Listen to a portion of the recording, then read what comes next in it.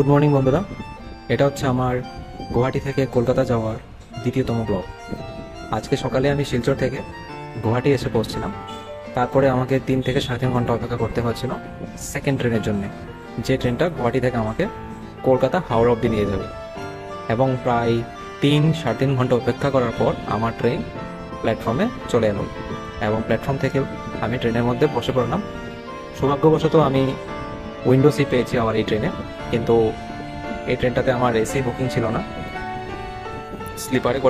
স্লিপারের সিটে বসে হয়ে যাচ্ছে।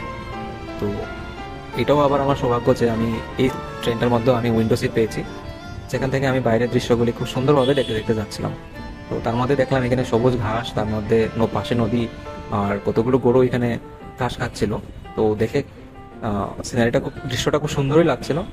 আমার মন চাইছিল এখানে নেমে কিছু ফটো নেই বা ভিডিও নেই, কিন্তু কিছু করার নেই, ট্রেন চলছে, এখানে নামা যাবে না। যদি নামি তাহলে ট্রেন ছেড়ে চলে যাবে। তো যাই হোক, আস্তে আস্তে আমি দৃশ্যগুলো দেখতে দেখতে সামনের দিকে যাচ্ছিলাম। তো এখানে যে নদীটা যাচ্ছে, প্রায় নদীটা অনেক বড়, অনেক বিশাল। জানি না নামটা কি, কিন্তু নদীটা অনেক বিশাল। আর নদীর মধ্যে একটা ব্রিজ আছে, যে ব্রিজটার উপর দিয়ে ট্রেনটা ক্রস হবে, নদীটাকে ক্রস করবে।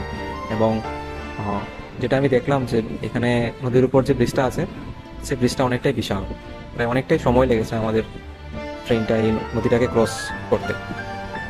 তো যাই হোক, ধীরে ধীরে আমরা সামনের দিকে এগোচ্ছি এবং কিছু সময় পর আমাদের ট্রেনটা নদীর মাঝামাঝি চলে এলো।